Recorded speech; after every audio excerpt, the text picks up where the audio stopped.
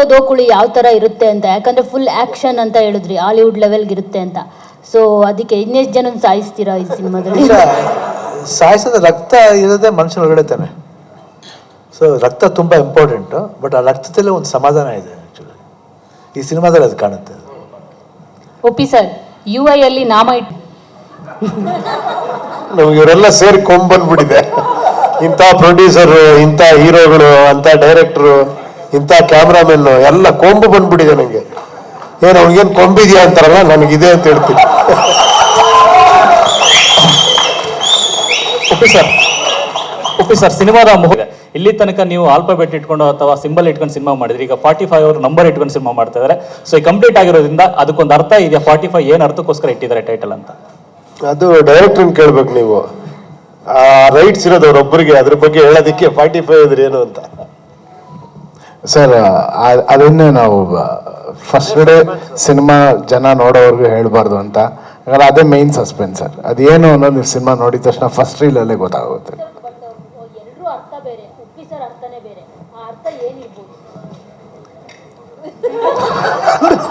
ಇಲ್ಲಿ ಯಾಕೆ ನನ್ನ ಗೋಳೆ ಕೊಲ್ತೀರಾ? ನಾನು ಪಾತ್ರಧಾರಿ, ಸೂತ್ರಧಾರಿ ಅಲ್ಲಿದ್ದಾರೆ. ಓಕೆನಾ ಅರ್ಜುನ್ ಸರ್?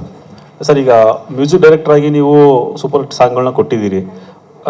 ನೀವು ಯಾವಾಗ ಸಿನಿಮಾ ಡೈರೆಕ್ಷನ್ ಅಂತ ಬಂದಾಗ ಇಲ್ಲಿ ಶಿವಣ್ಣ ಇಲ್ಲಿ ಡೈರೆಕ್ಷನ್ ಅಂತ ಬಂದಾಗ ಒಪ್ಪಿ ಸರ್ ಅಂತ ನಟನ ಡೈರೆಕ್ಟ್ ಮಾಡಬೇಕು, ಅವ್ರು ಡೈರೆಕ್ಟ್ರು ಕೂಡ. ಇನ್ನು ಈ ಕಡೆ ರಾಜ್ ಬಿ ಶೆಟ್ಟಿ ಸರ್ ಕೂಡ. ಇನ್ನು ಶಿವಣ್ಣ ಅವರ ಅನುಭವದಲ್ಲಿ ಏನು 100 ಜನ ನಿರ್ದೇಶಕರು ಕೆಲಸ ಮಾಡಿದ್ದಾರೆ. ಅಂದ್ರೆ ಖುಷಿ ಅಂದ್ರೆ ಒಂಥರ ನಾ ಕನ್ಸಲ್ಲೂ ಅನ್ಕೊಂಡಿಲ್ಲ ಜೀವನದಲ್ಲಿ ಯಾವತ್ತೂ ಕೂಡ. ಒಬ್ಬ ನಟನಾಗ್ತೀನಿ ಅಂತ ಕೂಡ ಅನ್ಕೊಂಡಿಲ್ಲ, ಜೊತೆಗೆ ಇಂಥವ್ರ ಜೊತೆ ಆಕ್ಟ್ ಮಾಡ್ತೀನಿ ಅಂತ ಯಾವತ್ತೂ ಅನ್ಕೊಂಡಿಲ್ಲ. ಇವ್ರ ವಾಯ್ಸ್ ಯಾವಾಗ ಕೇಳಿದ್ರು ಕೂಡ ನನಗೆ ಕಣ್ಣು ಮುಚ್ಚಬೇಕು ಅನ್ಸೋದು. ಯಾಕಂದ್ರೆ ಎಲ್ಲೋ ಥಿಯೇಟರ್ ಅಲ್ಲಿ ಇದೀನಿ ಅಂತ ಆ ಬೇಸಲ್ಲಿ ಕೇಳಿಸ್ತಾ ಇದೆ ನಂಗೆ. ನಾನು ಥಿಯೇಟರ್ ಬಹಳ ಸುಖ ಒಂಥರ ಬಹಳ. ಅಂದ್ರೆ ಎಸ್ಪೆಷಲಿ ನನ್ನ ಸಜೆಷನ್ ಇರುತ್ತಲ್ವಾ, ಆಗ ಸುಮ್ಮನೆ ನೋಡ್ತಾ ಇರ್ತೀನಿ ನಾನು, ಅಂದ್ರೆ ಕೇಳಿಸ್ಕೊತಾ ಇರ್ತೀನಿ. ಒಂಥರ ಭಾಗ್ಯ ಅಂತ ಹೇಳ್ಬೋದು. ಮತ್ತೆ ಉಪ್ಪಿ ಸರ್ ಅವ್ರ ಜೊತೆ ನಾನು ಅಂದ್ರೆ ಇಬ್ಬರ ಜೊತೆ ಕೂಡ ಕೇಳದೇ ಇರೋ ಪ್ರಶ್ನೆ ಇಲ್ಲ. ಅಂದ್ರೆ ಫಸ್ಟ್ ಸಿನಿಮಾ ಹೇಗಿತ್ತು, ಅಪ್ಪಾಜಿ ಅವ್ರ ಬಗ್ಗೆ ಅವ್ರ ಫಸ್ಟ್ ಸಿನಿಮಾ ಹೇಗಿತ್ತು, ನನಗೆ ಆಕ್ಚುಲಿ ಇಂಟರ್ವ್ಯೂ ಮಾಡ್ತಾ ಇದ್ದೆ. ಯಾಕಂದ್ರೆ ನನಗೆ ಬಹಳ ಖುಷಿ, ನಟನಾಗಿ ನನಗೆ ಏನ್ ಕೊಡ್ಬೇಕು ಈ ಸಿನಿಮಾಗೆ ಅದನ್ನ ಇವ್ರ ಜೊತೆ ಕೇಳಿ ಮಾಡ್ತಾ ಇದ್ದೆ. ಯಾವಾಗೆಲ್ಲ ಬ್ರೇಕ್ ಇತ್ತು, ನನಗೆ ಆ ಬ್ರೇಕ್ ಟೈಮ್ ಇದೆಯಲ್ವಾ, ನನಗೆ ಎಲ್ಲಾದ್ರೂ ಚೇರ್ ಇದ್ರೆ ಇವ್ರ ಪಕ್ಕ ಕೂರುವಂತ ಅವಕಾಶ ಸಿಕ್ಕಿದ್ರೆ ನಾನು ಮಾತಾಡ್ತಾನೆ ಇದ್ದೆ, ಪ್ರಶ್ನೆ ಕೇಳ್ತಾ ಇದ್ದೆ. ಯಾಕಂದ್ರೆ ಇವ್ರು ನೋಡ್ಕೊಂಡು ಬೆಳೆದಿದ್ದ, ಅಂದ್ರೆ ಇವ್ರು ನೋಡ್ಕೊಂಡು ಯಾವತ್ತೂ ಸಿನಿಮಾ ಮಾಡ್ಬೇಕು ಅಂತ ಅನ್ಕೊಂಡಿಲ್ಲ. ಸಿನಿಮಾ ನೋಡೋದೇ ಭಾಗ್ಯ ಅನ್ಕೊಂಡು ಅವನಿಗೆ ಸಿನಿಮಾ ಮಾಡುವಂತ ಅವಕಾಶ ಸಿಕ್ಕಿದ್ರೆ ಏನಾಗ್ಬೋದು, ನನ್ ಭಾಗ್ಯ ಅಷ್ಟೇ. ತುಂಬಾ ಖುಷಿಯಾಗಿದೆ. ಬೇಜಾರನ್ನಂದ್ರೆ ಇವತ್ತು ಲಾಸ್ಟ್ ಡೇ ಅದರದ್ದು ಅನ್ನೋದು ಒಂದು ಸ್ವಲ್ಪ ಬೇಜಾರಿನ ವಿಷಯ ಅಷ್ಟೇ. ಶಿವಣ್ಣ ನಮಸ್ತೆ. ಶಿವಣ್ಣ ಇಲ್ಲಿ ಇಲ್ಲಿ ಇಲ್ಲಿ ಇಲ್ಲಿ ಶಿವಣ್ಣ ಇಲ್ಲಿ. ಶಿವಣ್ಣ, ಕೆಲವರು ಲೈಫಲ್ಲಿ ಭಯನೇ ಪಡಬಾರ್ದು ಅಂತಾರೆ, ಇನ್ನು ಕೆಲವರು ಭಯ ಇದ್ರೆ ಮನುಷ್ಯ ಸರಿಯಾದ ದಾರಿಯಲ್ಲಿ ಇರ್ತಾನೆ ಅಂತ ಅವ್ರವ್ರ ಡೆಫಿನೇಷನ್ಗಳು. ಭಯದ ಬಗ್ಗೆ ನಿಮ್ಮ ವ್ಯಾಖ್ಯಾನ ಏನು? ಲೈಫ್ಲಿ ಫಿಯರ್ ಇದ್ರೇನೆ ಮುಂದೆ ಬರೋಕ್ಕಾಗೋದು, ಭಯ ಭಕ್ತಿ ಇದ್ರೇನೆ ಮುಂದೆ ಬರೋಕ್ಕಾಗೋದು. ಯಾಕಂದ್ರೆ ಎಲ್ಲದನ್ನು ನಾವು ಓವರ್ ಕಾನ್ಫಿಡೆಂಟ್ ತಗೊಳಕ್ಕಾಗಲ್ಲ, ವಾಟ್ ಎವರ್ ವಿ ಡೂ. ಯಾಕಂದ್ರೆ ಇವಾಗ ನಾವು ಎಕ್ಸ್ಪೀರಿಯನ್ಸ್ ಕೌಂಟ್ ಆಗಲ್ಲ. ಯಾವುದೇ ರೋಲ್ ಮಾಡಬೇಕಾದ್ರೂ ಒಂದು ಹೊಸತನ ಹುಡುಕ್ತಾ ಇರುತ್ತೆ. ಅವಾಗ ನಾವು ಅರ್ಜುನ್ ಜನ ಡೈರೆಕ್ಟ್ರು ಪರವಾಗಿಲ್ಲ, ಏನೇನು ನಡೀತೆ ಬಿಡು, ನಾವು ಏನು ಮಾಡ್ತಾ ನಡೀತೆ ಅಂತ ಬಡ್ಕೊಂಬಿಟ್ರೆ ತಪ್ಪಾಗುತ್ತೆ. ಅವ್ರಿಗೆ ಇಷ್ಟ ಆಗ್ಬಿಟ್ರೆ ಅಲ್ಲೇ ಗೆದ್ದು ಅಂತ. ಮೊದಲನೇ ಸಿನಿಮಾ ಅಂತ ನಾವು ಇದು ಮಾಡೋಕ್ಕಾಗಲ್ಲ. 100% ಅವ್ರಿಗೆ ಒಂದು ವಿಷನ್ ಇರುತ್ತೆ. ಡೈರೆಕ್ಟರ್ನ ಕ್ಯಾಪ್ಟನ್ ಆಫ್ ಶಿಪ್ ಅಂತೀವಿ ಅಂದರೆ ನಮ್ಮ ಕ್ಯಾರೆಕ್ಟರ್ನ ಅರ್ದು ನುಂಗಿರ್ತಾರೆ ಅವರು ನಮ್ಮ ಪಾತ್ರದಲ್ಲಿ ಆ್ಯಕ್ಟ್ ಮಾಡಿಬಿಟ್ಟಿರ್ತಾರೆ. ಅವ್ರಿಗೆ ಆ ಪರ್ಫಾರ್ಮೆನ್ಸ್ ನನ್ನಲ್ಲಿ ಬಂದಿದೆಯಾ ಅಂತ ಅವ್ರಿಗೆ ಸ್ಯಾಟಿಸ್ಫೈ ಮಾಡಿಬಿಟ್ರೆ ಅಲ್ಲಿ ಗೆದ್ದು. ಸೊ ಆ ಭಯ ಇರುತ್ತೆ ನಾವು ಹೋಗ್ಬೇಕಾರೆ, ನಾನು ಮಾಡ್ತೀನಾ, ಕರೆಕ್ಟಾಗಿ ಮಾಡ್ತೀನಾ, ಓಕೆನಾ, ಇದು ಓಕೆನಾ, ಸ್ವಲ್ಪ ಎಕ್ಸ್ಪ್ರೆಷನ್ ಓವರಾಗಿ ಕೊಡ್ತೀನಾ. ಸೊ ಭಯ ಇರಬೇಕು ಆಲ್ವೇಸ್. ಭಯ ಇದ್ರೇ ಅದು ಮುಂದುವರಿಯೋದು ಹೊರತು ಇಲ್ಲಾಂದ್ರೆ ಕಷ್ಟ. ಅರ್ಜುನ್ ಸರ್, ಶಿವಣ್ಣ ಇಲ್ಲಿ ಅಂತ ಸರ್. ಅರ್ಜುನ್ ಸರ್, ಮೊದಲು ಈ ಹಿಂದೆ ಇತ್ತೀಚೆಗೆ ತುಂಬಾ ಕಮ್ಮಿ ಆಗುತ್ತೆ. ಈ ಸಿನಿಮಾದಿಂದ ಮತ್ತೊಂದು ಬೇರೆ ತರದ ಬೆಳವಣಿಗೆ ದೊಡ್ಡ ಮಟ್ಟದಲ್ಲಿ ಆಗುತ್ತಾ ಅಂತ? ಇಲ್ಲ, ಆ ಥರ ಸಿಕ್ಕಿದ್ರೆ ಓಕೆ, ಇಲ್ಲಾಂದ್ರೆ ಏನಾಗಬೇಕು, ಒಬ್ಬೊಬ್ರು ಎಲ್ಲರೂ ಅವ್ರವ್ರ ಸ್ಪೇಸ್ ಕೊಡ್ತೀವಿ ಅಂತ ಬಂದ್ಬಿಟ್ರೆ ಇಂಡಸ್ಟ್ರಿ ತುಂಬ ಚೆನ್ನಾಗಿರುತ್ತೆ. ಯಾವಾಗ ನಂದು ಎಷ್ಟು ಬರುತ್ತೆ, ಎಷ್ಟು ಪರ್ಸೆಂಟೇಜ್ ಬರುತ್ತೆ ಅಂತ ಲೆಕ್ಕ ಹಾಕಿದ್ರೆ ಕಷ್ಟ. ನಾವು ಎಷ್ಟು ಪರ್ಸೆಂಟೇಜ್ ಬಂದ್ರೂ ನಾವೆಷ್ಟು ಇಂಪಾರ್ಟೆಂಟ್ ಆಗ್ತೀವಿ ಆ ಸಿನಿಮಾದಲ್ಲಿ ನಮಗೆ ಮುಖ್ಯ ಆಗುತ್ತೆ. ಅದು 100%. ಇದರಲ್ಲಿ ತುಂಬ ಚೆನ್ನಾಗಿದೆ. ನಾ ಎಷ್ಟು ಪರ್ಸೆಂಟ್ ಬರ್ತೀನೋ ಗೊತ್ತಿಲ್ಲ, ಉಪೇಂದ್ರ ಅವ್ರು ಎಷ್ಟು ಪರ್ಸೆಂಟ್ ಬರ್ತಾರೋ ಗೊತ್ತಿಲ್ಲ, ರಾಜ್ ಬಿ ಶೆಟ್ಟಿ ಅವ್ರು ಎಷ್ಟು ಪರ್ಸೆಂಟೇಜ್ ಕೊಟ್ಟು ಬರ್ತಿಲ್ಲ. ಬಟ್ 3 ಜನ ಬರಬೇಕಾದ್ರೆ ಅದು ತುಂಬ ಚೆನ್ನಾಗಿರುತ್ತೆ, ಅದ್ಭುತವಾಗಿರುತ್ತೆ, ವ್ಯಾಲ್ಯೂಬಲ್ ಆಗಿರುತ್ತೆ, ತುಂಬಾ ಚೆನ್ನಾಗಿರುತ್ತೆ. ಅದಾಗ್ಬಿಟ್ಟು 100% ಬರ್ತಾ ಹೋಗುತ್ತೆ.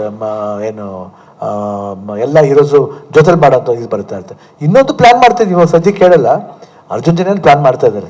ಇನ್ನು ಸದ್ಯಕ್ಕೆ ಈ ಸಿನಿಮಾದ ರಿಲೀಸ್ ಆದಮೇಲೆ ನಾವು ಅದನ್ನು ಅನೌನ್ಸ್ಮೆಂಟ್ ಕೊಡ್ತೀವಿ ನಾವು. ಅಜ್ಜಯ್ ಸರ್, ನೀವು ಕತೆ ರೆಡಿ ಮಾಡುವಾಗ ನಿಮ್ಮ ಮೈಂಡಲ್ಲಿ ಇದ್ದ ಆರ್ಟಿಸ್ಟ್ ಯಾರು?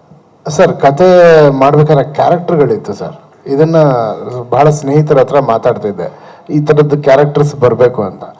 ಆಮೇಲೆ ಫಸ್ಟು ನಮ್ಮ ಸಿನಿಮಾದಲ್ಲಿ ನನಗೆ ಐಡಿಯಾ ಬಂದಿದ್ದೆ ಶಿವಣ್ಣ ಅವರು. ಆ ಕ್ಯಾರೆಕ್ಟರ್ನ ಯಾರು ಮಾಡಿದ್ರೆ, ನಮ್ಮ ಇಂಡಸ್ಟ್ರಿಯಲ್ಲಿ ಯಾರು ಮಾಡಿದ್ರೆ ಬೆಸ್ಟ್ ಅಂತ. ಅದಾದಮೇಲೆ ನೆಕ್ಸ್ಟ್ ಕ್ಯಾರೆಕ್ಟರ್ಗೆ ಅದೇ ಥರ ರೇಖಿ ಮಾಡ್ತಾ ಇದ್ದಾಗ ಉಪ್ಪಿ ಸರ್ಗೆ ಮಾಡಿದ್ರೆ ಚೆನ್ನಾಗಿರ್ಬೋದು ಅಂತ ಅಣ್ಣನಿಗೆ ಒಂದ್ಸತಿ ಫೋನ್ ಮಾಡಿದೆ, ರಮೇಶ್ ಅಣ್ಣಗೆ, ಚೆನ್ನಾಗಿರುತ್ತೆ ಸರ್ ಮಾಡಿ ಅಂತಂದ್ರು. ಆಮೇಲೆ ಈ ಕ್ಯಾರೆಕ್ಟ್ರು ತುಂಬ ಯೋಚನೆ ಮಾಡಿದ್ವಿ. ಆಮೇಲೆ ರಾಘವಿ ಶೆಟ್ಟಿ ಸರ್ ಇದಕ್ಕೆ ಪರ್ಫೆಕ್ಟ್ ಅನಿಸ್ತು, ಅವ್ರಿಗೂ ಕೇಳಿದ್ವಿ, 3 ಜನಕ್ಕೂ ಕತೆ ಹೇಳಿದ್ವಿ. They give the opportunity sir. ಇದು ಅರ್ಜುನ್ ಸರ್ಗೆನೆ ಮಲ್ಟಿ ಸ್ಟಾರರ್ ಮಾಡಬೇಕಾಗಿದ್ರೆ ಡೈರೆಕ್ಟರ್ಗೆ ಮೋಸ್ಟ್ ಚಾಲೆಂಜಿಂಗ್ ಏನಂತ ಅಂದರೆ, ಒಬ್ಬ ಹೀರೋ ಮತ್ತೊಬ್ಬ ಹೀರೋಗೆ ಬೈಯುವಂಥ ಅಥವಾ ಆ್ಯಕ್ಷನ್ ಸೀನ್ಗಳಲ್ಲಿ ಹೊಡೆದಾಡುವಂಥ ಸೀನ್ಗಳಿದ್ದಾಗ ಆ ಫ್ಯಾನ್ಸ್ನ ಹ್ಯಾಂಡಲ್ ಮಾಡೋದು ಕಷ್ಟ ಆಗುತ್ತೆ. ಆ ಥರ ಸಿಚುವೇಶನ್ಗಳು ಅಥವಾ ಸೀನ್ಗಳನ್ನ ಇದರಲ್ಲಿ ಯಾವ ಥರ ಹ್ಯಾಂಡಲ್ ಮಾಡಿದ್ದೀರಾ? ಸರ್, ನಾನು ಒಬ್ಬ ಮ್ಯೂಸಿಕ್ ಡೈರೆಕ್ಟರ್ ಸರ್. ನಾನು ಒಂದು 150 ಸಿನಿಮಾ ಮಾಡಿದ್ದೀನಿ. ಆ ಫಿಲ್ಮ್ಗಳು ನೋಡ್ಕೊಂಡು ಕಲ್ತಿದ್ದೀನಿ. ಬಟ್ ನೀವು ಹೇಳಿದ ಪಾಯಿಂಟ್ಸ್ ಎಲ್ಲ ನಾನು ಈ ಸೀಟ್ಗೆ ಬಂದಮೇಲೆ ನನಗೆ ಕಲ್ಸೋಕ್ಕೆ ಮಹಾ ಗುರುಗಳಿದ್ದಾರೆ ಸರ್. 3 ಜನನೂ ಇಲ್ಲೇ ಇದ್ದಾರೆ. ನಾನೇನಾದ್ರು ಸಣ್ಣ ಪುಟ್ಟ ಸ್ವಲ್ಪ ಹಿಂಗಾದರೆ ನನಗೊಂದು ತಂದೆ ಥರ ಕರೆದ್ಬಿಟ್ಟು, ಮಗನೇ ಇದು ನೋಡು ಹಿಂಗಿರುತ್ತೆ, ನಿನ್ಗೆ ಇಷ್ಟ ಅಂದರೆ ಹಿಂಗೆ ಮಾಡು, ಇಲ್ಲಾಂದರೆ ನೋಡು ಅಂತ ಒಂದ್ಸತಿ ಒಂದು ಚೇತಾವಣಿ ಕೊಡ್ತಾರೆ ಸರ್. ಆ ಥರದ್ರಲ್ಲಿ ನನಗೆ ಭಾಳ ಸಹಾಯ ಮಾಡಿದ್ದಾರೆ 3 ಜನನು. ಸೊ ಅದರಲ್ಲಿ ಎರಡನೇ ಮಾತೇ ಇಲ್ಲ ಸರ್. ನಾನು ಹೇಳಿದ್ನಲ್ಲ ಬ್ರಹ್ಮ ಅಂತ, ಅದು ನಮ್ಮ ಉಪ್ಪಿ ಸರ್. ಅವರು ಆಚೆಯಿಂದ ನೋಡ್ತಾ ಇರ್ತಾರೆ ಜಗತ್ನ. ಸೊ ಅವ್ರು ಕರೆಕ್ಟಾಗಿ ಗೊತ್ತು, ನೋಡು ನೀನು ಹಣೆ ಬರ ಹಿಂಗಿರುತ್ತೆ, ನಾನೇ ಬರ್ದಿರೋದು, ಹುಷಾರಾಗಿರು ಅಂತ. ಆ ರೀತಿ ಒಬ್ಬೊಬ್ರು ಒಂದೊಂದು ರೀತಿ ನನಗೆ ಭಾಳ ಗೈಡೆನ್ಸ್ ಮಾಡಿದ್ದಾರೆ ಸರ್. ಆ ಥರ ಮಿಸ್ಟೇಕ್ಸ್ ನನ್ನ ಕಡೆಯಿಂದ ಆಗದೆ ಇರೋದಕ್ಕೆ ಈ 3 ಜನ ಕಾರಣ. ಅರ್ಜುನ್ ಸರ್ ಅದು ಆ್ಯಕ್ಚುಲಿ ಮಿಸ್ಟೇಕು ಅಲ್ಲ. One more thing I want to clear ಏನಂದರೆ, ಅಭಿಮಾನಿಗಳಿಗೆ ಅದೊಂದು ಇದಿರುತ್ತೆ ಅಷ್ಟೇ ಹೊರತು, ಸಿನಿಮಾ ಅಂತ ಬಂದಾಗ ಆ ಪಾತ್ರ ಅವಾಗ ಹಂಗೆ ನಡ್ಕೋಬೇಕಂದ್ರೆ ನಡ್ಕೊಳ್ಳೇಬೇಕಾಗುತ್ತೆ, ಒಡಿಸ್ಕೋಬೇಕಂದ್ರೆ ಒಡಿಸ್ಕೊಳ್ಳೇಬೇಕಾಗುತ್ತೆ. ಅದೇ ಹೀರೋಗಳಿಗೆ ಮಾಡಬೇಕಾದ್ರೆ ಎಲ್ಲ ಕ್ಲಾಪ್ ಮಾಡ್ತಿರ್ತಾನೆ. ಸೊ ಒಬ್ಬ ವಿಲನ್ ಮಾತಾಡಿದಾಗ ಎಲ್ಲರೂ ರಿವರ್ಸ್ ಆಗ್ತಾರೆ. No, not that. ಆ ಸಿನಿಮಾದಲ್ಲಿ ಆ ಪಾರ್ಟ್ ಬಂದಾಗ ಅವ್ನು ತಗೊಳ್ಳೋಣ ಅವ್ನು ನಿಜವಾದ ನಟ, ಇಲ್ಲಾಂದ್ರೆ ಅವ್ನು ನಟ ಆಗಲ್ಲ. He can't be an actor. ಇಲ್ಲ ನಾನು ಹೊಡಿಬೇಡ್ದು, ನಾನು ಹಂಗೆ ಯಾವಲ್ಲ. No, you should take. ಅದು ಅಭಿಮಾನಿಗಳಿಗೆ ಕನ್ವಿನ್ಸ್ ಮಾಡಬೇಕು. ಇಲ್ಲ ರೀ, ಹಿಂಗೆ ನೋಡಿ, ಇದು ಸಿನಿಮಾ ಅಂದರೆ ಆ ಸಿನಿಮಾ ಯಾತಿಕಂಗೆ, ಆ ಪಾತ್ರ ಯಾಕೆ ನಡ್ಕೊಳ್ಳುತ್ತೆ, ಮುಂದೆ ಏನು ಮಾಡುತ್ತೆ ಅನ್ನೋದು ಮುಖ್ಯ ಆಗುತ್ತೆ. ಸೊ ಅದರಿಂದ ಈ ಪಿಕ್ಚರ್ಲಿ ಸರ್ಪ್ರೈಸಿಂಗ್ಲಿ ಏನಂದರೆ, ಈ ಸ್ಕ್ರೀನ್ ಪ್ಲೇ ಸ್ಟೈಲ್ ಬರೋದು ನೋಡಿದ್ರೆ ಯಾರಿಗೂ ಎಫೆಕ್ಟ್ ಮಾಡೋದೇ ಇಲ್ಲ. ಕ್ಯಾರೆಕ್ಟ್ರು ನೋಡಿದ್ರೆ ನಿಮಗೆ ಅನಿಸುತ್ತೆ ಕ್ಯಾರೆಕ್ಟರ್ನ ಅಷ್ಟೇ. ಅದು ಶಿವಣ್ಣ,